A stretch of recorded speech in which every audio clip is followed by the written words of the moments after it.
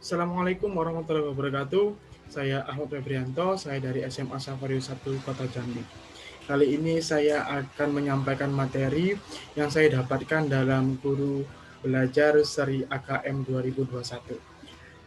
Sebelum saya masuk penjelasan apa itu AKM, maka kita harus mengetahui dulu apa yang dimaksud dengan kompetensi minimum. Jadi kompetensi minimum adalah kompetensi yang benar-benar minimum atau dasar yang sangat diperlukan siswa seperti kompetensi literasi dan numerasi. Kompetensi tersebut sangat berguna untuk mempelajari semua materi pembelajaran. Maka asesmen kompetensi minimum atau AKM adalah penilaian kompetensi yang sangat diperlukan siswa untuk mempelajari materi pembelajaran. Asesmen nasional merupakan cara untuk memotret dan memetakan mutu sekolah dan sistem pendidikan secara keseluruhan. Karena itu, tidak semua murid perlu menjadi peserta dalam asesmen nasional. Yang diperlukan adalah informasi dari sampel yang mewakili populasi murid di setiap sekolah pada jenjang kelas yang menjadi sampel dari asesmen nasional. Sebenarnya, asesmen nasional tidak menggantikan peran UN dalam mengevaluasi prestasi atau hasil belajar murid secara individual. Namun, asesmen nasional ini menggantikan peran UN sebagai sumber informasi untuk memetakan dan mengevaluasi mutu sistem pendidikan.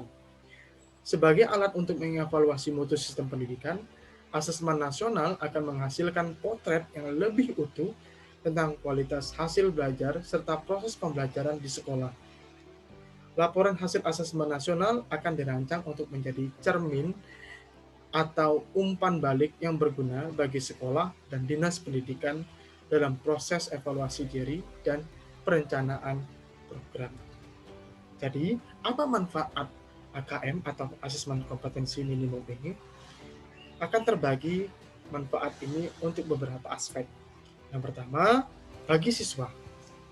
Untuk siswa kelas 5, 8, dan 11 yang mengikuti AKM, memberikan informasi melalui tes AKM berupa literasi dan numerasi, lalu survei karakter, dan survei lingkungan belajar. Lalu bagi guru, manfaatnya adalah untuk mengembangkan asesmen, memberikan informasi melalui survei lingkungan belajar. Dan untuk kepala sekolah sendiri, manfaatnya mendukung pengembangan asesmen, memberikan informasi melalui survei lingkungan belajar. Dan bagi pemerintah sendiri, hasilnya dapat memberikan atau sebagai laporan yang akurat tentang potret dan pemetaan mutu sekolah dan sistem pendidikan secara keseluruhan. Pelaksanaan AKM sendiri terdiri dalam 2 hari, yaitu hari pertama untuk masing-masing sekolah tingkatan seperti SD, SMP, dan SMA akan melaksanakan tes literasi, survei karakter. Nah, tes literasi akan dilaksanakan dalam 75 menit, survei karakter untuk SD 20 menit, sedangkan tes literasi untuk SMP dilaksanakan dalam waktu 90 menit, dan survei karakter 30 menit. Dan itu berlaku juga untuk siswa-siswi SMA. Sedangkan hari kedua, tes numerasi terdiri dilaksanakan dalam 75 menit, sedangkan survei lingkungan belajar untuk dilakukan dalam 20 menit, itu untuk siswa SD, dan untuk siswa SMP, tes numerasi dilakukan 90 menit, dan survei lingkungan belajar 30 menit, dan begitu pula untuk SMA. Nah, tujuan atau target dari AKM ini adalah siswa mampu mempunyai beberapa keunggulan. Yang pertama adalah karakter. Yang kedua adalah pemecahan masalah. Pemecahan masalah yang bagaimana? Pemecahan masalah yang dimana siswa dapat berpikir kritis, kreatif, komunikatif, dan kolaboratif. Sedangkan target yang akan didapat adalah kecakapan hidup atau life skill, seperti kesadaran diri, Contohnya seperti menyadari diri sebagai hamba Tuhan, eksistensi diri, dan potensi diri.